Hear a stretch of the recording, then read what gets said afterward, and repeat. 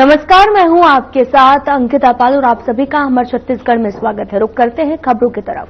छत्तीसगढ़ में ड्राइवर महासंगठन ने अपनी 10 सूत्री मांगों को लेकर 25 अक्टूबर से अनिश्चितकालीन स्टीयरिंग छोड़ो अभियान शुरू कर दिया है। संगठन की प्रमुख मांगों में प्रदेश में पूर्ण शराबबंदी, ड्राइवर आयोग का गठन और सुरक्षा कानून शामिल है। राजनांदगांव में बस, ट्रक और टैक्सी चालक इस आंदोलन में शामिल होंगे और किसी भी वाहन के न चलने की घोषणा की गई है। हालांकि बस ऑपरेटर और परिवहन संघ ने इस हड़ताल से दूरी बनाई हुई है। उनका कहना है कि बसें आवश्यक सेवा के दायरे में आती हैं, इसलिए यात्री सेवाएं जारी रखें। और जिला यातायात महासंघ के अध्यक्ष रईस अहमद शाकिल ने कहा कि संगठन को हड़ताल की कोई आधिकारिक सूचना नहीं दी गई है। वहीं ड्राइवर महासंगठन के सदस्य मध्य प्रदेश और महाराष्ट्र की सीमाओं पर डोंगरगढ़, चिचोला, फरहद चौक जैसे इलाकों में वाहन रोकने की तैयारी में हैं।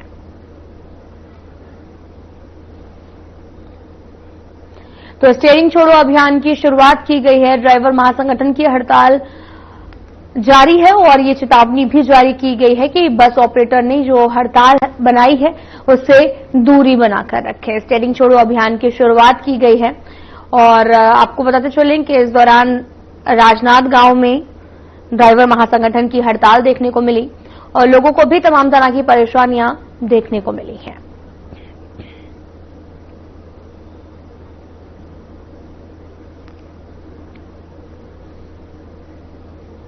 बस ऑपरेटर ने हड़ताल से दूरी बनाकर रखी है, तो वहीं स्टीयरिंग छोड़ो अभियान की शुरुआत कर दी गई है।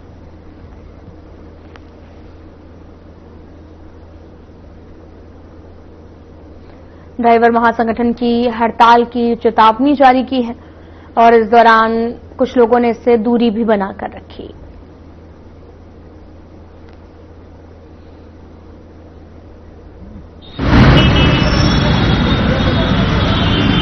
इसके हमें कोई जानकारी नहीं है। जो ड्राइवर एसोसिएशन का यूनियन हमसे संपर्क नहीं किया, हमारी यूनियन से जो छत्तीसगढ़ यातायात महासंघ का यूनियन है उससे उन्होंने कोई संपर्क नहीं किया, तो हमें इसके बारे में कोई जानकारी नहीं है।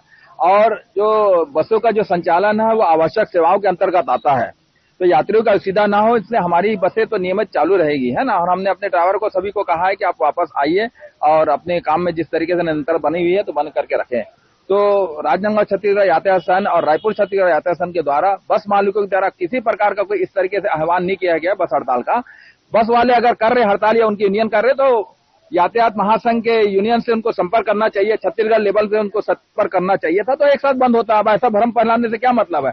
और हमारे तरफ से हमारी गाड़ियां सभी चलेगी और सभी बस हमने अपने ड्राइवर को बुलवाया है और पूरे छत्तीसगढ़ में गाड़ियां चलेगी।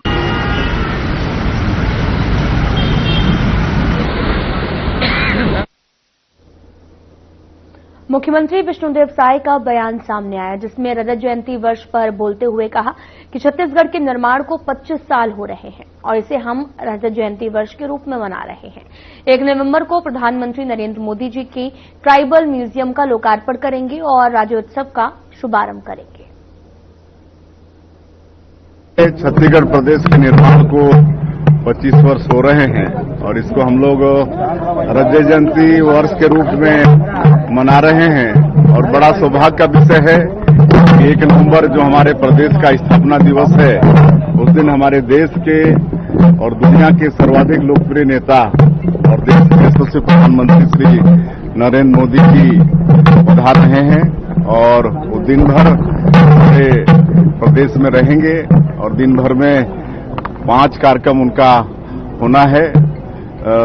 सबसे पहले वो जाएंगे सत्साई ट्रस्ट में और वहां पर जिनका हृदय का ऑपरेशन हुआ है ऐसे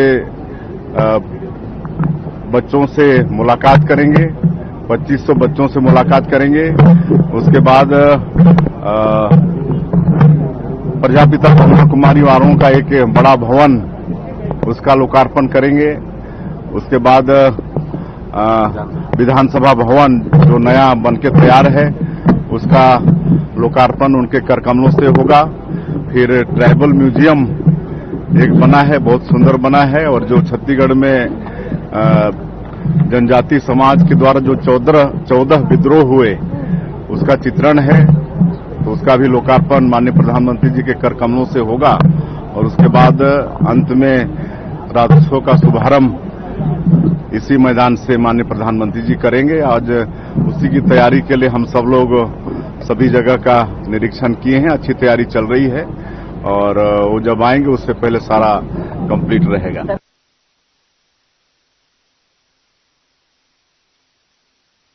मुख्यमंत्री विष्णुदेव साय का बयान सामने आया, जिसमें उन्होंने कहा कि प्रधानमंत्री मोदी और केंद्रीय गृह मंत्री अमित शाह का संकल्प है कि 31 मार्च तक देश में नक्सलवाद को समाप्त करना है। उनका ये संकल्प अवश्य पूरा होगा। प्रधानमंत्री जी और माननीय गृह मंत्री जी का संकल्प है कि 31 मार्च 2025 तक पूरे देश से नक्सलवाद को समाप्त करना है और हमारे जवान मजबूती के साथ लड़ रहे हैं और उनका संकल्प अवश्य पूरा होगा। तो वहीं कोरबा में शुक्रवार को पुलिस लाइन में बड़ी मात्रा में शराब नष्टीकरण की कार्रवाई की गई। कार्रवाई वरिष्ठ पुलिस अधिकारियों और प्रशासनिक अधिकारियों की उपस्थिति में हुई, जिसमें 21,000 लीटर से भी ज्यादा शराब को नष्ट किया गया है। और साथ ही पुलिस ने बताया कि जिले के कई थानों और चौकियों में हुई कार्रवाई में जब्त देशी विदेशी और महुआ शराबों को नष्ट किया गया, जिसमें बड़ी संख्या में शराब को बुलडोजर से नष्ट करने की कार्रवाई की गई है। इससे पूर्व भी कोरबा में बड़ी मात्रा में शराब नष्टीकरण की कार्रवाई की गई है।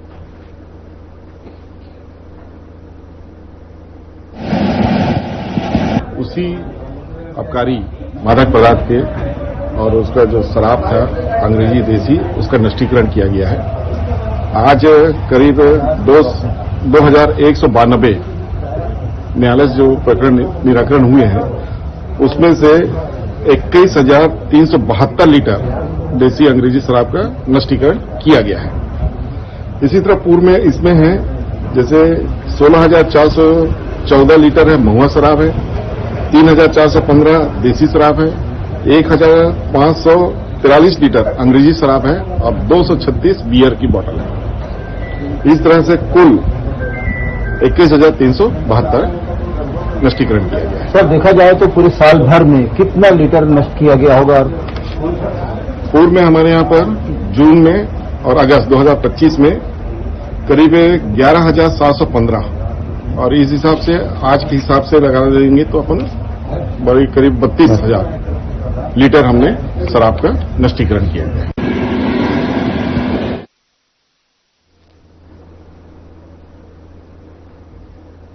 राजनांदगांव में बड़ा प्रशासनिक घोटाला उजागर हुआ है। आरोप है कि पटवारी की आईडी हैक हो गई है और करोड़ों की जमीन किसी दूसरे शख्स के नाम कर दी गई।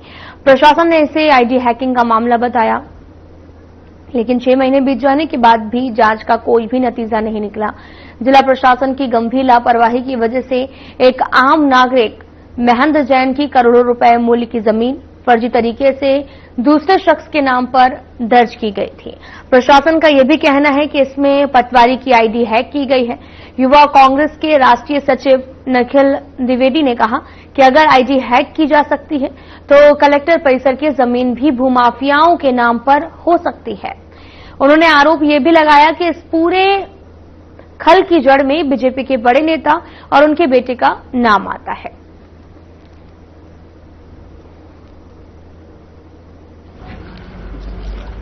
कुछ दिन पहले जनवरी की घटना है कि एक पटवारी की आईडी हैक हो जाती है। प्रशासन कहता है कि पटवारी की आईडी हैक हो गई और एक शैलेश जैन है जिनके पिताजी के नाम से जमीन है, महेंद्र जैन, उनकी जमीन दूसरे के नाम से स्थानांतरित हो जाती है, राजेंद्र जैन के नाम से। और ये घटना आज लगभग 4-5 महीना 6 महीना हो गया है। इसमें अभी तक जांची चल रही है, बताते हैं 2-3 लोगों के ऊपर एफआईआर हुई, लेकिन उनको अभी तक गिरफ्तारी नहीं हुई है। अभी भी एसपी और कलेक्टर से हमने मिला है। कलेक्टर ने कहा कि मैं एसपी से बात करता हूँ। एसपी साहब ने कहा कि मैं कलेक्टर से पूरी जानकारी मंगाता हूं। उन्होंने टीआई को बुलाकर इस जल्दी से जल्द इसको कार्रवाई करने की भी बात की है। लेकिन ये कितना बड़ा दुर्भाग्य है इस सरकार का, इस पूरी सरकार का, भारतीय जनता पार्टी की सरकार का, कि पटवारियों की आईडी हैक हो जा रही है, तहसीलदार की आईडी हैक हो जा रही है और किसी की करोड़ों की जमीन दूसरे के नाम स्थानांतरित हो जा रही है। यदि इसमें प्रशासन जल्दी वो एक्शन नहीं लेता और जो प्रार्थी है उनकी जमीन उनके नाम नहीं होती और जो दोषी है जेल नहीं जाते, तो कांग्रेस, युवा कांग्रेस बड़ा आंदोलन करेगी और तहसीलदार एसडीएम के कार्यालय को जेसीबी लेकर विरोध किया जाएगा। क्या लगता है पूरे मामले में बड़ी गड़बड़ी इसमें नजर आती है? पूरे मामले में भारतीय जनता पार्टी का नेताओं का दबाव है। राजेंद्र जैन जो है पहले कांग्रेस के पार्षद थे, अभी बीजेपी के आदमी है, उनके घर एक बड़े नेता अभी कुछ दिन पहले खाना खाने भी गए थे, मैं नाम नहीं ले रहा और जानते हैं, 2 दिन वहीं थे।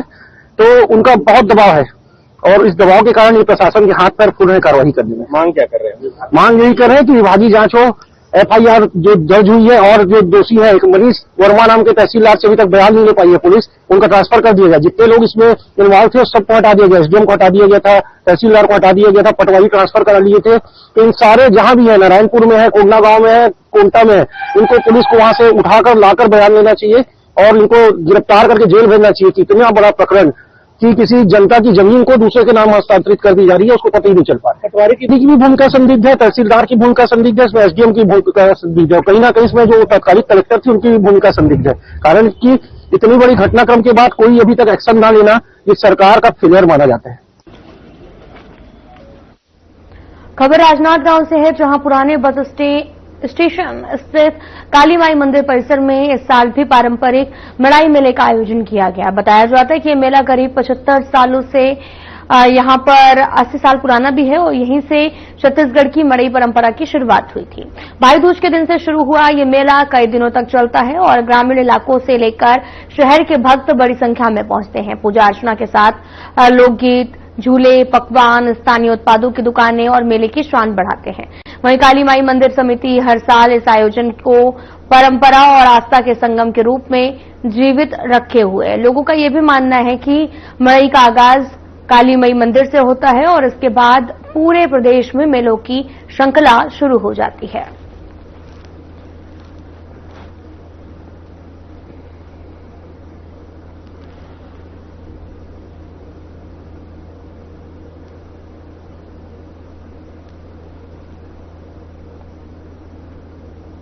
राजनांदगांव में लौह पुरुष सरदार वल्लभ भाई पटेल की 150वीं जयंती के अवसर पर पूरे देश में 31 अक्टूबर से 25 नवंबर तक पैदल यात्रा यूनिटी मार्च निकाली जाएगी और ये मार्च सरदार पटेल के जीवन, विचारों और योगदान को जन जन तक पहुंचाने के लिए आयोजित किया जा रहा है। बीजेपी सांसद संतोष पांडे और प्रदेश महामंत्री यशवंत जैन ने प्रेस वार्ता में इसकी जानकारी दी है। संतोष पांडे ने कहा कि सरदार पटेल भारत की एकता, अखंडता के प्रतीक थे और इस मार्च के माध्यम से युवा पीढ़ी राष्ट्र निर्माण में सक्रिय भूमिका निभाएगी। इस दौरान प्रतिदिन 10 किलोमीटर की यात्रा के साथ वृक्षारोपण, महिला सहायता समूह की प्रदर्शनी और सांस्कृतिक कार्यक्रम और जनसंवाद आयोजित किए जाएंगे। सांसद संतोष पांडे ने बिहार चुनाव में बीजेपी की जीत का दावा किया। उन्होंने कहा कि प्रधानमंत्री नरेंद्र मोदी, गृहमंत्री अमित शाह और मुख्यमंत्री नीतीश कुमार के कुशल प्रबंधन से बिहार में बीजेपी और नीतीश कुमार की सरकार बनेगी।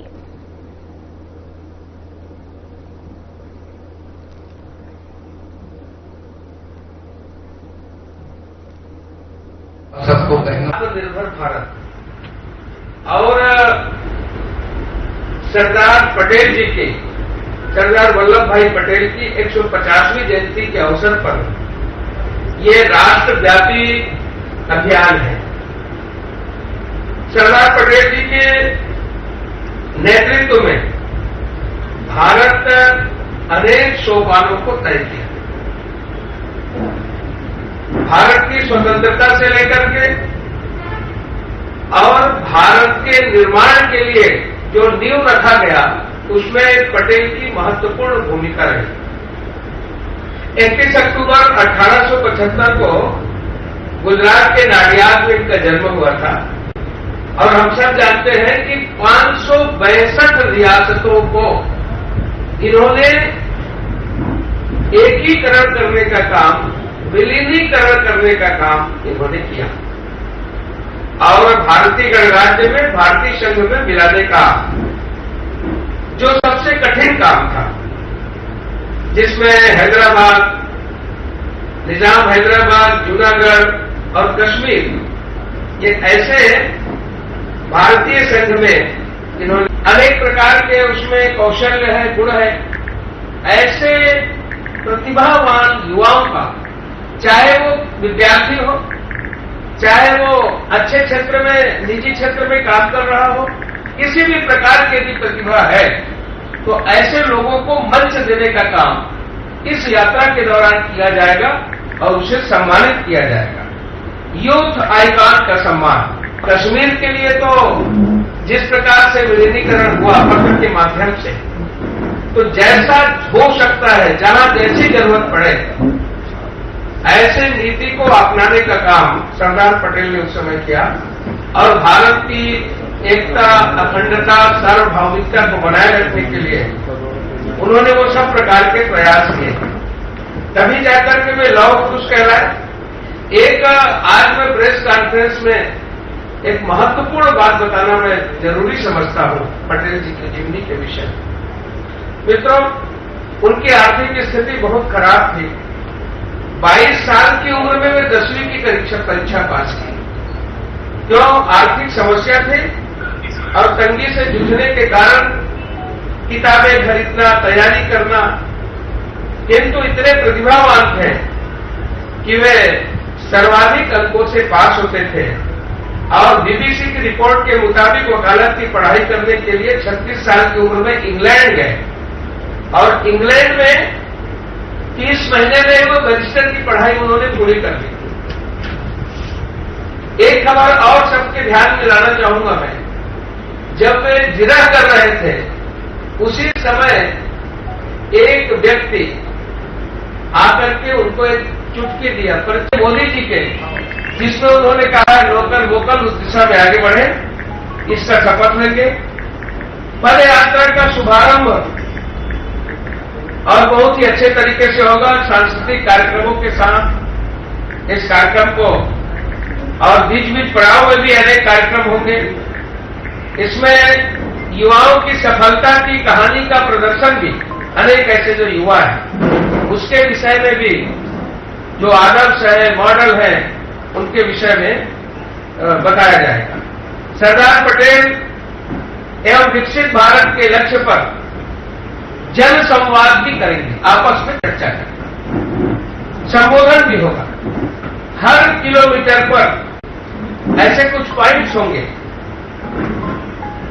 जहां प्रदर्शनी, प्रस्तुतियां, ऐसे कार्यक्रम, प्रमाण पत्र भी वितरण का काम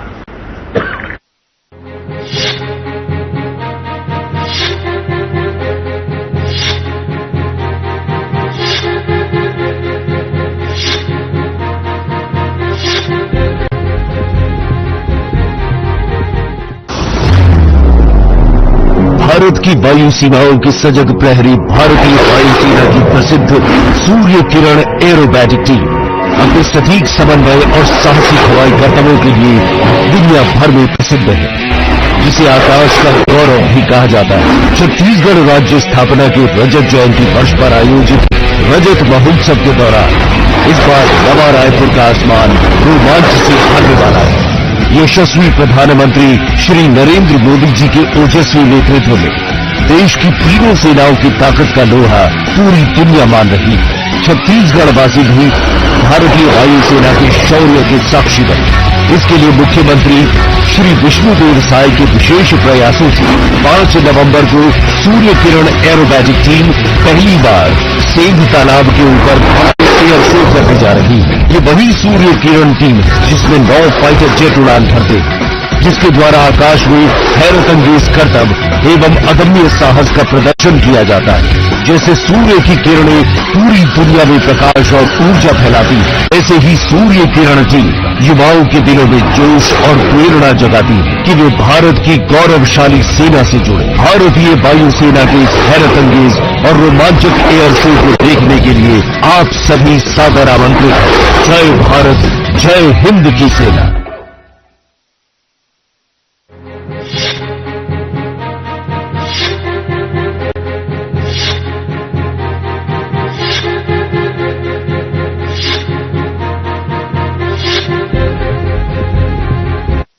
मैं कश्मीरी ब्राह्मण हूं, आप कश्मीर को मेरे लिए छोड़ दें। वो एक कश्मीर को सरदार पटेल ने जो छोड़ा, वो अभी जाकर के ऐसे वर्तमान के लौह पुरुष अमित शाह जी ने धारा 370 खत्म करके उसको पूरा किया। यानी एक कश्मीर को छोड़ा था, वो लहूलुहान हो गया। आए दिन जेके जम्मू कश्मीर लिबरेशन फ्रंट, अल्लाह टाइगर्स के नाम से, हिजबुल मुजाहिदीन के नाम से जो हमेशा परेशान रहा ऐसा कश्मीर, यानी एक नेहरू जी ने केवल एक प्रदेश लिया और एक व्यक्ति जो 565 प्रदेश यानी विलीनी राजाओं का जो ये था उसको विलीनीकरण करने का काम किया। ये दोनों में अंतर भी मैं आज बताना उचित समझूं। तो इस प्रकार से ऐसे पटेल के यूनिटी मार्च के शुरुआत के अवसर पर मैं आप सबके माध्यम से, जो सशक्त माध्यम है हमारा चौथा स्तंभ, हमारे प्रिंट मीडिया, इलेक्ट्रॉनिक मीडिया के बंधुओं के सामने मैंने प्रस्तुत किया। कुछ एनसीसी, एनएसएस, नेहरू युवा केंद्र जो माई भारत करके है, उसके 150 लोग तय रहेंगे जो लगातार यात्रा में सुबह से शाम तक चलेंगे। उसके अलावा अलग अलग पड़ाव में अलग अलग वर्ग के लोग उसको ज्वाइन करेंगे। कहीं मितानी ज्वाइन हो सकती है, कहीं खिलाड़ी ज्वाइन हो सकते हैं, कहीं पे बाकी लोग ज्वाइन हो सकते हैं। इसमें माई भारत का जो पोर्टल है उसमें लोग उसमें पंजीयन कराएंगे, उनको प्रमाण पत्र वितरित किया जाएगा। खासकर जो विद्यार्थी और युवा इसमें शामिल होंगे, वो जहां से यात्रा शुरू होगी उस पॉइंट पे माई भारत पोर्टल के माध्यम से उनका पंजीयन किया जाएगा, जो यात्रा में पद यात्रा में शामिल होंगे, और उनको प्रमाण पत्र भी वितरित किया जाएगा। 150 लोग न्यूनतम युवा जो है इसमें चलेंगे तिरंगा झंडा लेकर और सरदार पटेल का कटआउट लेकर। ये संतोष भैया ने बहुत विस्तार से सब विषय रखे। एक विषय पर मेरे को जोड़ना है, वो विषय ये कि ये कार्यक्रम भारतीय जनता पार्टी का कार्यक्रम नहीं है। ये कार्यक्रम सरकार प्रायोजित कार्यक्रम है। इसका पूरा कार्यभार जो है वो योजना रचना ये सरकार के माध्यम से होगा, जिला प्रशासन के माध्यम से होगा, राज्य प्रशासन के माध्यम से होगा। एक राजनीतिक दल, राष्ट्रभर भक्त राजनीतिक दल होने के नाते भारतीय जनता पार्टी उसमें पूरे रूप से सहयोग करेगी। जितने प्रकार के कार्यक्रम हमने पदयात्रा के माननीय संतोष भैया ने बताया है कि 10 किलोमीटर हम एक दिन में चलेंगे, 2-2 किलोमीटर के अंतराल में पड़ाव करके उन गांव के लोगों से मिलते हुए यात्रा शाम तक समाप्त हो। 3 स्थानों पर यात्रा निकलेगी नांदगांव जिले में। और आप सबके माध्यम से आप सबको और राजनांदगांव लोकसभा के सभी राजनीतिक दल, सामाजिक कार्यकर्ता, बुद्धिजीवी, खिलाड़ी, छात्र, सभी का हम आह्वान करते हैं कि ये सरदार पटेल के भारत के प्रति योगदान से जुड़ी हुई स्मरण यात्रा है, उनको नीचे तक लोग जाने उनके योगदान को। इसलिए सबकी सहभागिता हम सभी राजनीतिक दलों से आह्वान करते हैं, सभी सामाजिक संगठनों से आह्वान करते हैं कि वो अपनी दलगत राजनीतिक भावना से ऊपर उठकर इस पदयात्रा में अपना भी योगदान दे। आप सब पत्रकार बंधुओं का भी योगदान उसमें मिले, मेरे को इतने भर जोड़ना है। जिसे पूरा देश लौह पुरुष के नाम से जानता है, जिन्होंने रियासतों का एकीकरण का काम किया, और एकीकरण में जूनागढ़, निजाम हैदराबाद और जिस प्रकार से कश्मीर का उन्होंने विलय किया, मैं ये कहूंगा कि आने वाली पीढ़ी जन्म जन्मांतर तक उनको याद रखेगी कि अंग्रेजों के जाने के बाद इस देश में संप्रभुता, एकात्मता, अखंडता के लिए जो नींव डालने का काम किया, उसमें सरदार पटेल की महत्वपूर्ण भूमिका थी। और उसके 150वीं जयंती पर और ये यूनिटी मार्च जो रखा गया है पूरे देश में होगा, उसी के तहत हमारे ऐसे 3 जिलों में राजनांदगांव, खैरागढ़ और कवर्धा में भी, जिसमें पदयात्रा होगा, अनेक पड़ावों में सांस्कृतिक कार्यक्रम होगा, एक पेड़ मां के नाम, अनेक जिज्ञासा और समाधान, जनरल नॉलेज के विषय में, ऐसे कुशल और जो यूथ आइकन है इनका सम्मान का काम इस प्रकार से किया जाएगा। बहुत ही शानदार कार्यक्रम पूरे देश के अंदर एक बार, और उन्हें ऐसा स्मरण ये देश करने वाला है कि आने वाली पीढ़ी उसे और याद करके, उनकी जीवनी को जान करके, याद करके और उनसे प्रेरणा ले सके। सांसद जी, एक पखवाड़े बाकी है बिहार का फर्स्ट जो मतदान होना है जी, और छत्तीसगढ़ की ओर से आप वहाँ प्रभारी हैं और भी हैं, क्या माहौल क्या लगता है, क्या कहना चाहिए? आज की जो स्थिति है, जिस प्रकार से हरियाणा में भारतीय जनता पार्टी जीती, जिस प्रकार से महाराष्ट्र में भारतीय जनता पार्टी जीती, मैं आपको कह सकता हूं कि माननीय नरेंद्र मोदी जी, माननीय अमित शाह जी और बिहार प्रदेश में नीतीश कुमार जी का जो कुशल प्रबंधन है वो लाजवाब है। फिर से भारतीय जनता पार्टी और नीतीश कुमार जी की सरकार और बिहार में आने वाली है। मुझे एक लोकसभा का दायित्व है और मैं आपको ये कह सकता हूं कि बहुमत के साथ भारतीय जनता पार्टी पहले से ज्यादा आने वाली है। मार्च सरदार पटेल जी की 150वीं जयंती पे पूरे देश में होना है। नांदगांव लोकसभा में जैसे कि आप सबको बताया गया कि 3 जिलों पे होगा। ये भारत सरकार के खेलकूद युवा विभाग द्वारा ये संकल्पना के साथ ये हो रहा है। ये कार्यक्रम पूरे जनता का, समाज का कार्यक्रम बने, इसके लिए ये कार्यक्रम समाज को दिया गया। ये पार्टी का कार्यक्रम नहीं, इसको जिला प्रशासन, सभी प्रकार के समाज के वर्ग सभी शामिल होकर इसको करेंगे। नांदगांव लोकसभा की दृष्टि से 15 नवंबर के बाद ये कार्यक्रम संपादित होगा और 26 नवंबर के पहले हम इसको पूरा करेंगे। इसमें नांदगांव जिले के सभी समाज वर्ग, राजनीतिक दल से मैं आह्वान करता हूं कि सरदार पटेल का जो भारत के प्रति योगदान है उसको स्मरण करते हुए इस पद यात्रा में जो शामिल हो। 10 किलोमीटर हम दिन भर में चलेंगे और गांव के लोगों के बीच में जाके सरदार पटेल के जीवन के बारे में और समाज से जुड़े विषय के बारे में चर्चा करेंगे ताकि लोग सरदार पटेल को जान सकें। फिलहाल बुलेटिन में इतना ही। नमस्कार।